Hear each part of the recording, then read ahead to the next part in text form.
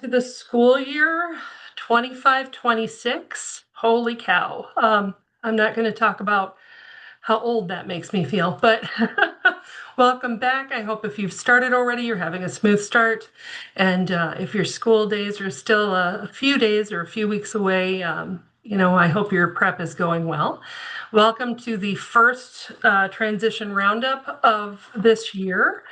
We're going to have Katie Gran with us today to talk about some project skills stuff. But in the meantime, I'm going to go over some of our TSLP events. Can everyone see okay? I apologize. I'm having a little bit of technical trouble today myself. But we'll get it through. We'll get going. Oops, did somebody try to say something? Okay, so again, welcome today to our first transition roundup of the year. We have these monthly for the most part. Our roundups this year will be on September. The next one will be September 24th, and we'll be talking to our own Lori Kwasniewski about Indicator 14 results. That is that after school survey they do after individuals age out. They get a phone call a year later and see how they're doing. Our others are October 22nd, February 25th.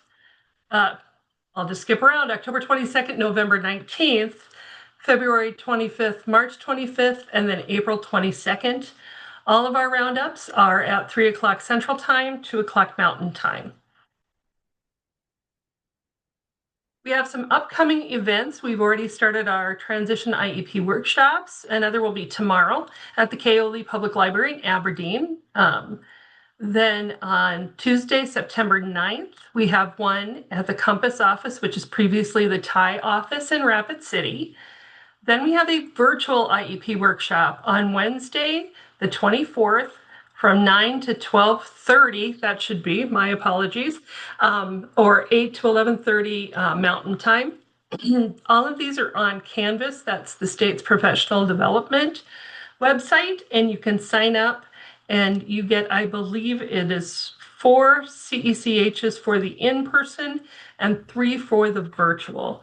The virtual will also be put up on our website, tslp.org, for you to watch at a later date if you need to.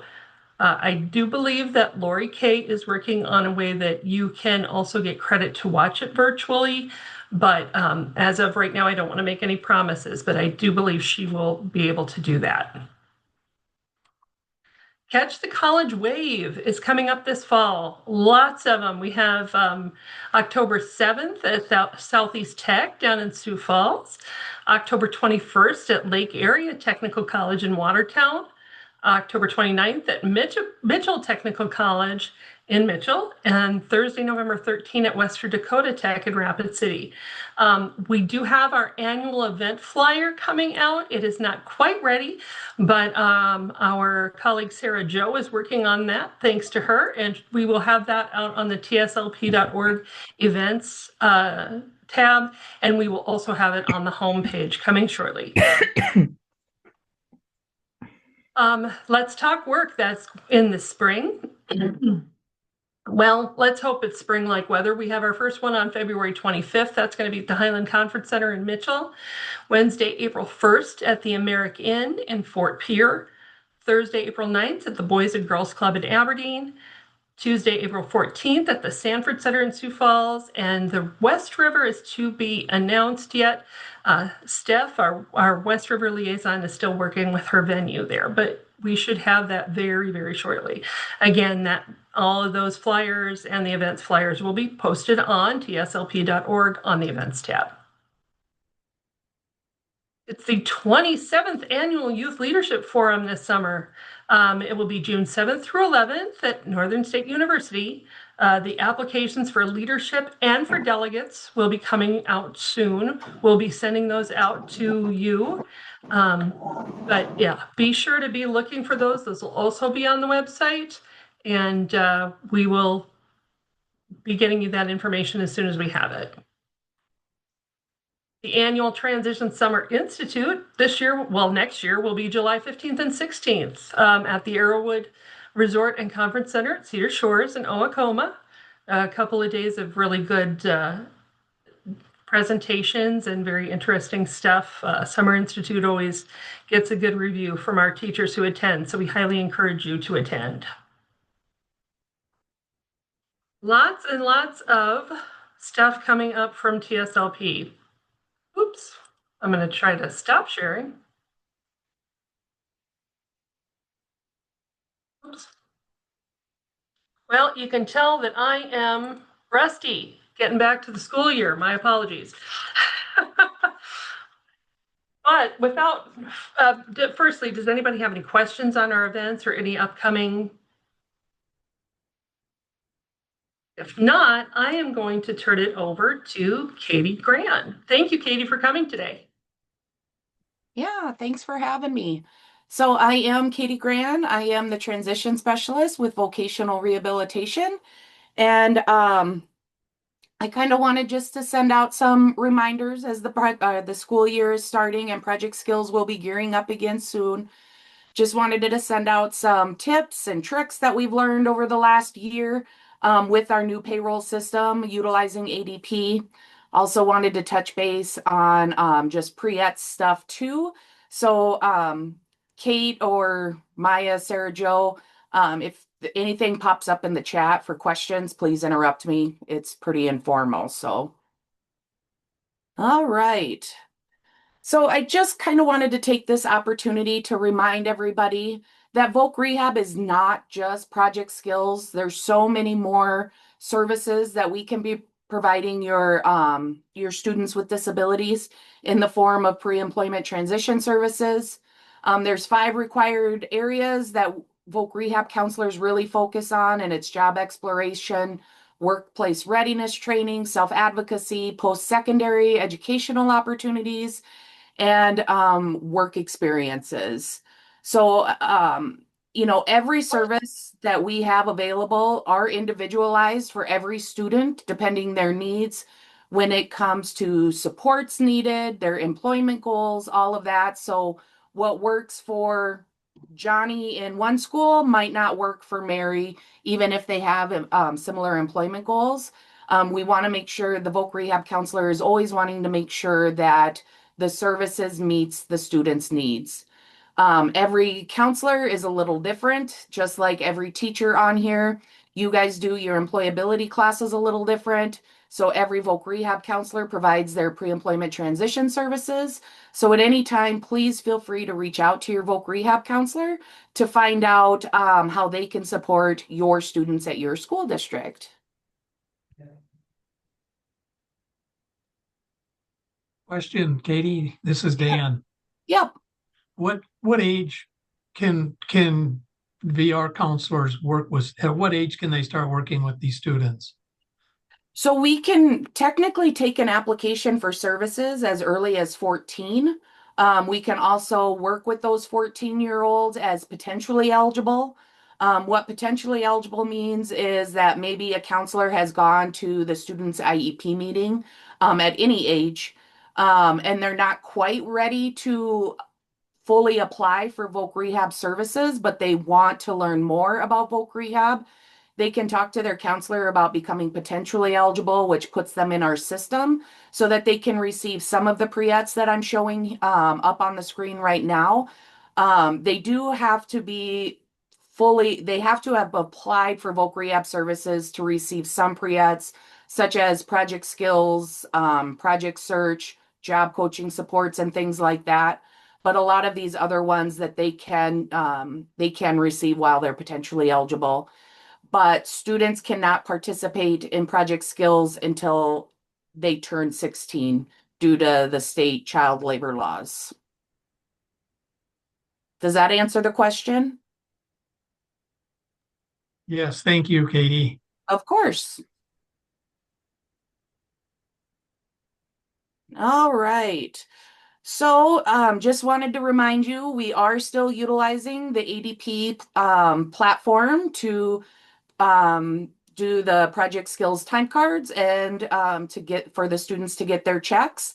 I know last year was a big learning curve for all of us utilizing the ADP system. But, you know, the more people became familiar with the system, it seemed to get better as the year went on.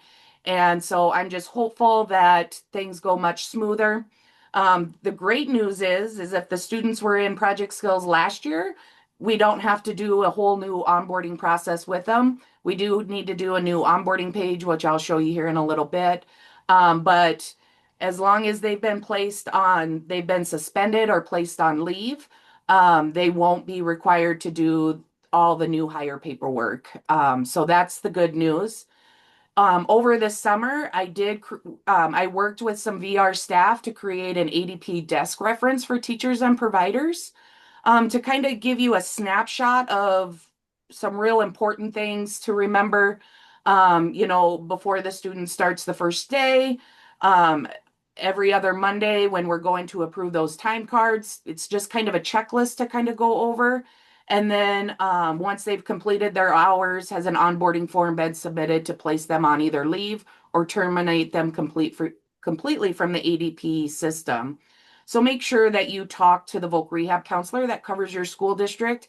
This can, if you have questions or myself about this form, and it can also be found on the ADP homepage under, I believe, instructional documents.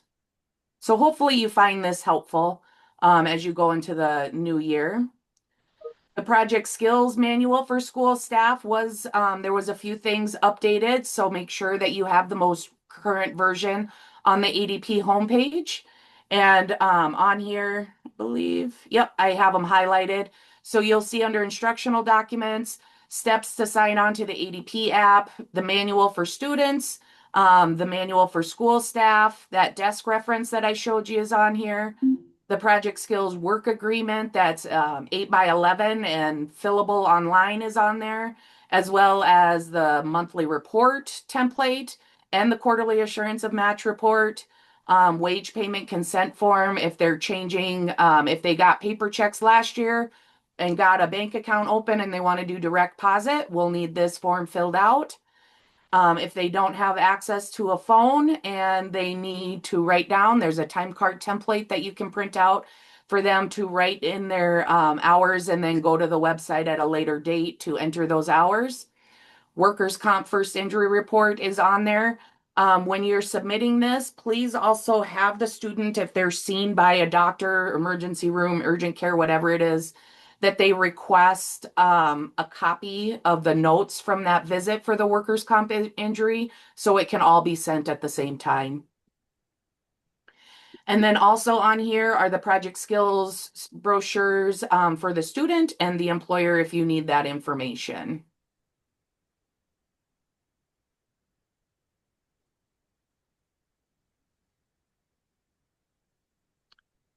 So again, with the ADP system, now students get paid every 2 weeks. If they are getting direct deposit, it's every other Friday. If it is a paper check, then it does, the checks will be mailed out that same Friday, but it can take 5 to 10 business days for them to receive it in the mail. I know that was something that came up a lot last year. The checks come from our vendor, Career Match Government Services, with the Florida address.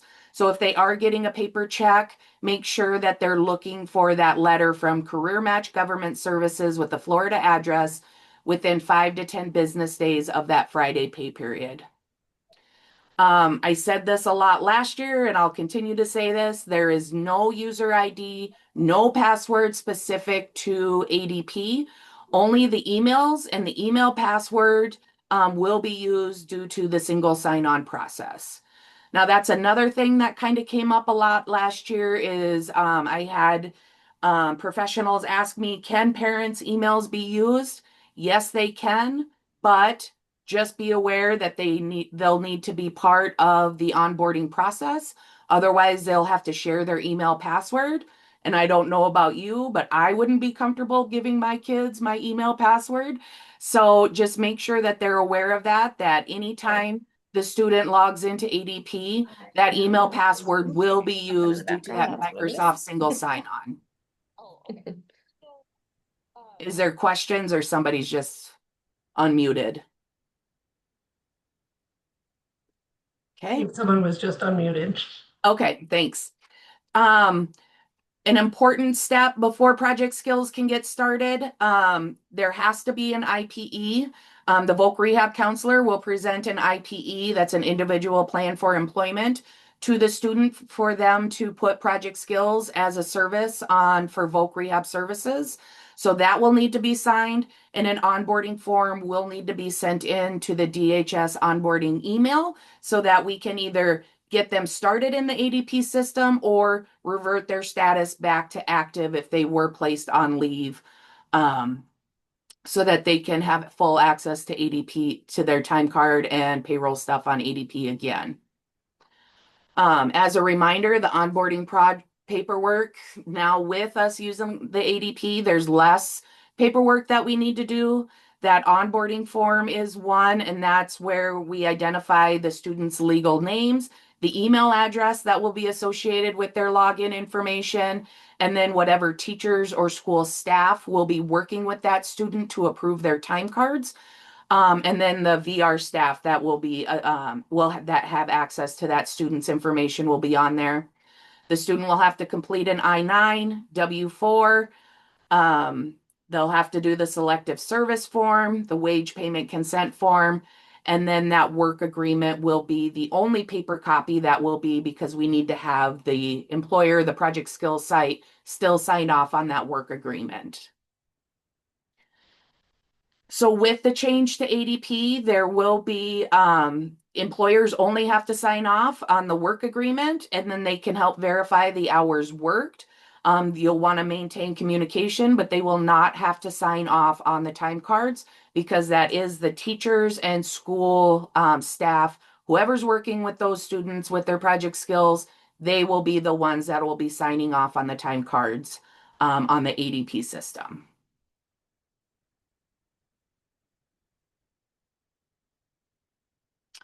Some helpful tips. Please remember that you do have to follow these steps right here to save ADP as a bookmark. If you just click it as a star like you normally do when it comes to websites, it will never redirect you to the correct one because of that Microsoft single sign-on step.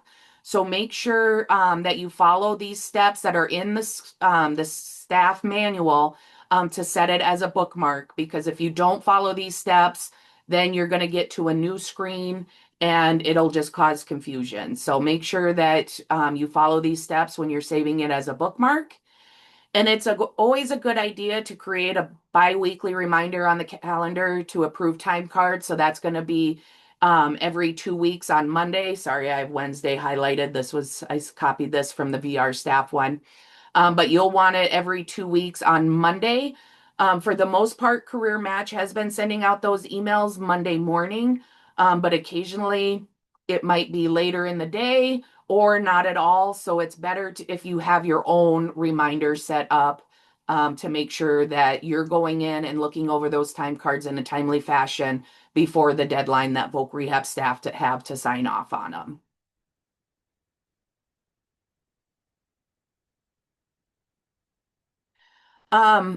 So anybody that starts a new ADP profile, it's so important that they have access to the first steps to create ADP profile instructions.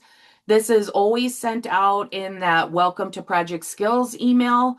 But I also know that students don't always have access to 2 monitors so that they can have the instructions up on one and then have the website open on another.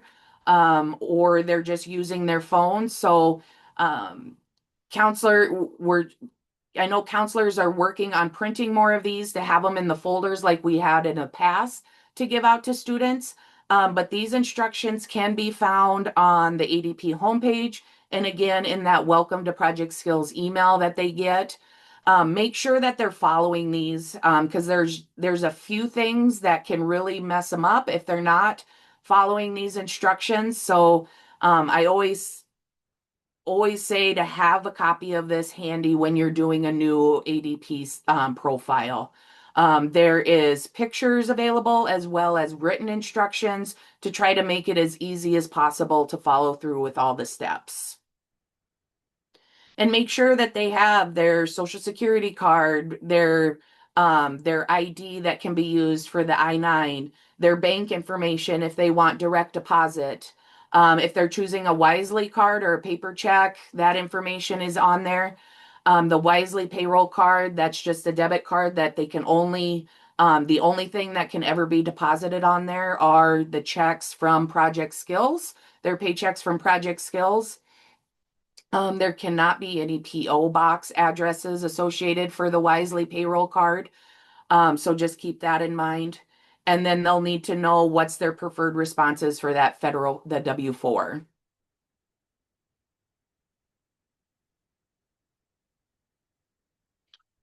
For new and returning students, they may have deleted the app if they weren't using it over the summer. So again, the steps to sign on to the ADP app can be found on the ADP homepage. Another reminder that there is no user ID or password associated with ADP. So if they need to know what email address they used in the past or their associate ID, it is found under their profile on ADP. The associate ID is found in this top box up here. And then the email address is under the personal box here. If I don't remember what all school staff have access to. So if you don't have access to some of these boxes, reach out to the voc rehab counselor or myself, and we'll make sure that we get it for you.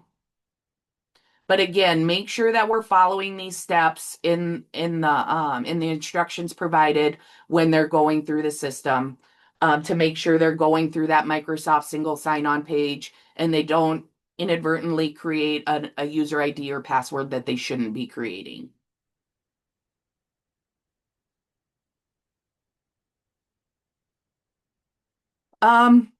Sorry to keep harping on this, but I get this email so many times. I forgot my user ID or password. There are none for ADP. It will only be the email and the email password associated with that ADP profile. What if the student doesn't have an email? This is a great learning opportunity to create a free professional one. Everyone needs an email for future work needs. So this is a great opportunity for them to create and have one that will be for employment purposes. And again, we can use parents, but they will need to assist with the onboarding because if we use that parent's email, we will also be using that parent's email password. What happens if their email or phone changes? I need to be notified just so that we can get that email changed in ADP and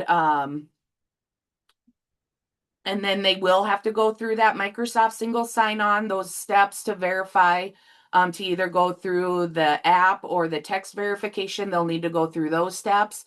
And if the phone changes, but the email doesn't, I will have to go in and have our BIT folks clear their account and reset it up. And then they'll again have to go through the Microsoft single sign-on steps. So if at all possible, having the same email and the same phone number for those things makes it easier for everyone, but it is possible to make those changes. There just might be some extra steps that the student has to go through if either one of those change.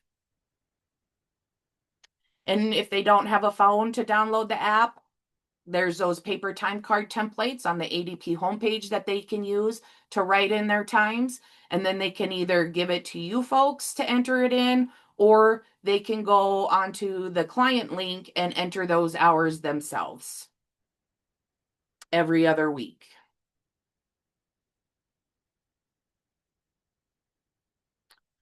Hours per week, per the written agreement that Voc Rehab has with all of the school districts, students cannot work more than 20 hours per week without VR approval.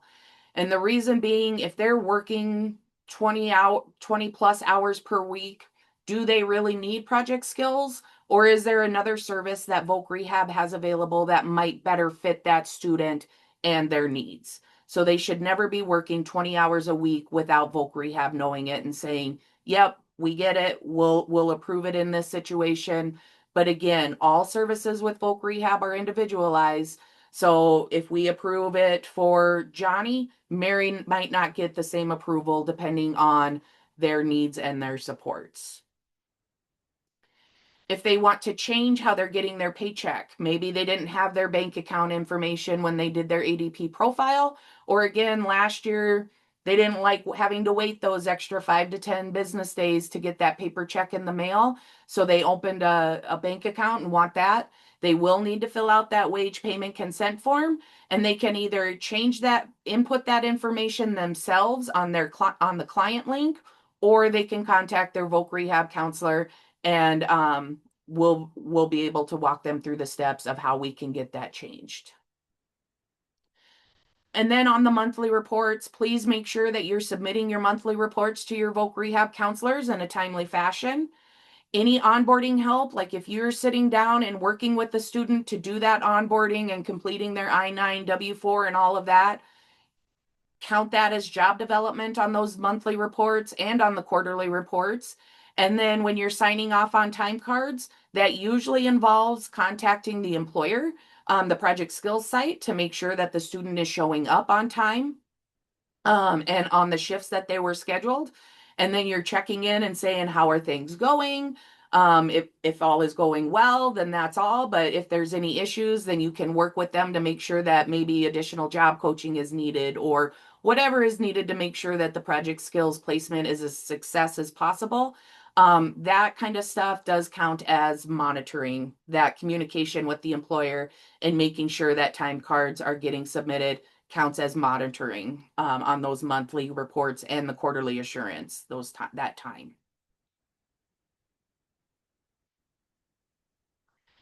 When it comes to approving the time card,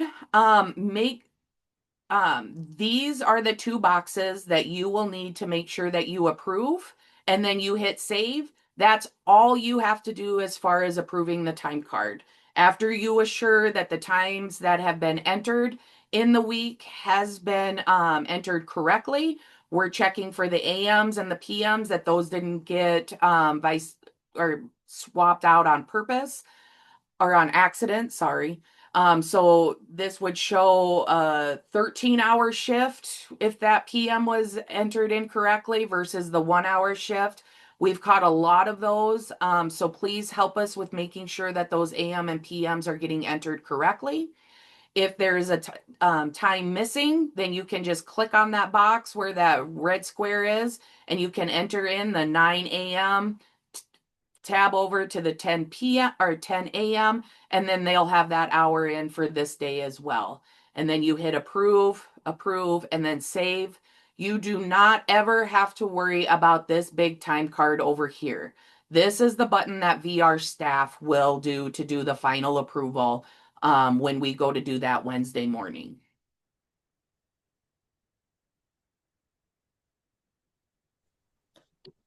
And a reminder, when we're looking at those time cards, again, check for those missing punch in and punch outs. Be sure to input AM or PM correctly so that we're not having to go back and do either some direct deposit reversals, or we have to, moving forward, maybe the student has to work a few shifts to make up for those hours that were entered incorrectly on the previous time card. So please make sure that we're looking at that. Is it a long shift? Are they working a long shift? Is it 8 hours, 10 hours, 12 hours? Did VR agree to this long shift? Did they maybe miss punching out for a lunch break? Is that why it's a longer shift? Those are things to look at and to talk to that project skills employer about that information. And again, make sure that you're talking with the businesses to ensure the shifts were worked as scheduled.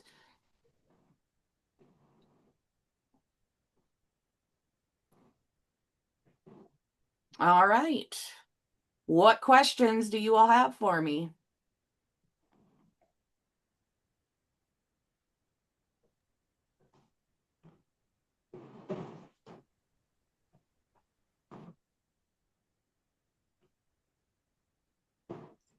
Or Voc Rehab counselors, is there anything that I missed?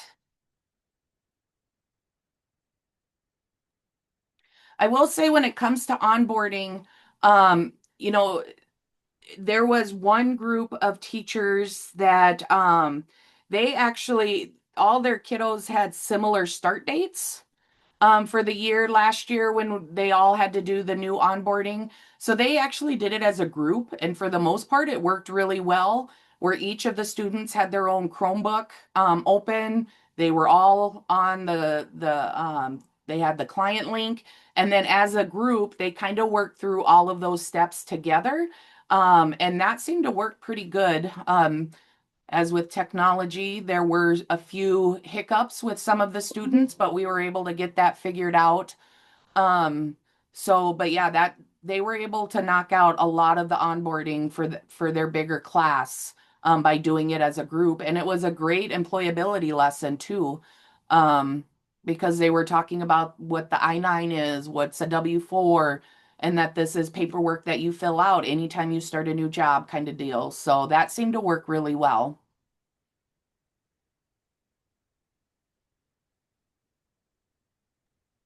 Don't be shy, folks, if you have a question. You never know, it might be somebody else's question too. Mm-hmm. Katie, this is Dan again. I just Yeah. a mention for the students that are on SSI that are on benefits. Have the discussion with the VR counselor about getting the benefits counseling so we can get that student earned income exclusion in place.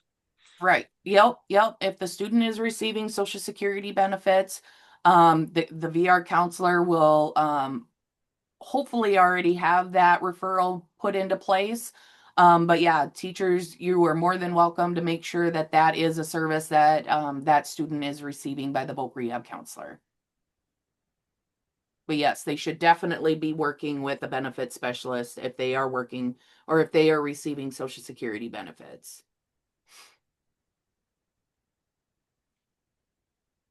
Because it's a great incentive, but it's not always a guarantee that they get it. So, other questions? Yeah. Hey, Katie, I have a question. Hey, I have a Kim. question. Of course. Yeah. Hey, so I was just curious. So if we have new staff Mm-hmm. that are going to be possibly going in and approving time cards, do we just have them fill out the new onboarding form with their emails and stuff? And So yeah. So are they going to be working with students that are already in the ADP system? And then plus new ones, of course, I would assume. Yeah. yeah, So what you can do in those situations, if you have staff changes, is you can email me that information directly. And then that way, and I need their email and their date of birth because you all gave it, and that's just one of those security steps that we have to do. So I need their email and their date of birth. And then what I do is I try to find all of the students that are already in the ADP system associated with maybe you, Kim.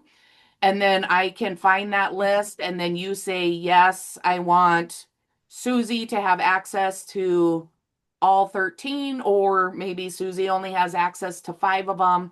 And then moving forward on new students, you'll just need to make sure that Susie's name is one of the folks in that ADP onboarding for school staff. And you can have multiple people in that staff box on the onboarding form. I'll quick see if I can pull that okay. up. Just to kind of show you.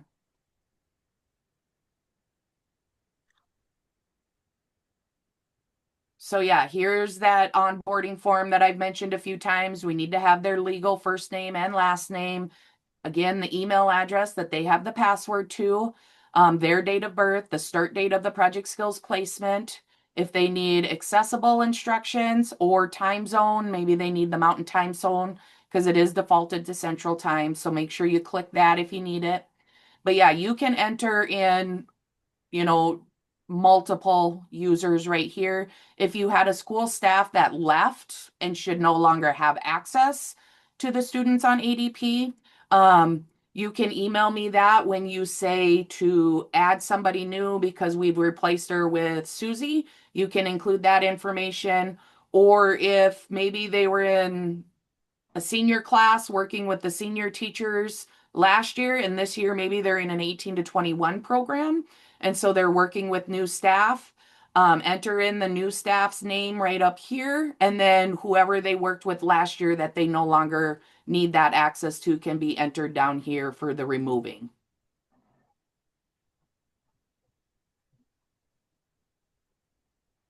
And then this is just, project skills. If they're already in the system, then we're restarting the 250 hours due to a new placement, moving back to active from terminated or suspended.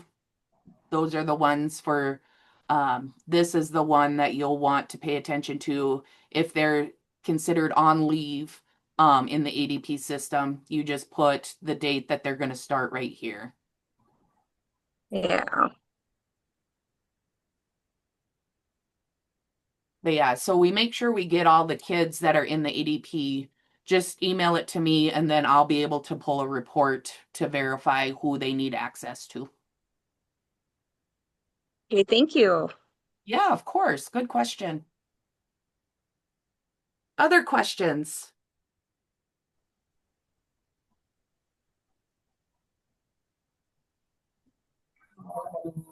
I can't make this work. I've been trying. I'm new to this at Wagner here, but my person's coming tomorrow to go through some, so I'm sure I'll have a gazillion questions then, but Yep. as of right now, yeah. Yep. I've done the transition stuff before, but not the ADP rehab. stuff. Yep. Yep. The ADP is all new, so. Yep. And I just put my email address in the chat. Your Voc Rehab counselor is a wonderful first step to getting some information. And you can always reach out to me too. And we'll get any answer or questions answered that you may have after, because it's really hard to kind of ask questions until you've got a student in there to dig into it. So we get that. So yeah, feel free to reach out to your Voc Rehab counselor and or myself, and one of us will help you any way we can. Sorry, I had someone come at my door. No, that's okay. I appreciate it, and thank you. Of course. Other questions? Quiet bunch today, but Katie beat me to it. I was just typing in your email address when you already got it in there. So if you can't think of questions today, or if something comes up, that would be where you would contact Katie. So be sure to contact her with any questions. And your VR counselors, we at TSLP are very appreciative of VR. We work with them very closely. And we know that they are very valuable to our students. So, well, it does not seem that we have any more questions. So with that, we'll give you a little bit of time back in your day. Again, welcome to the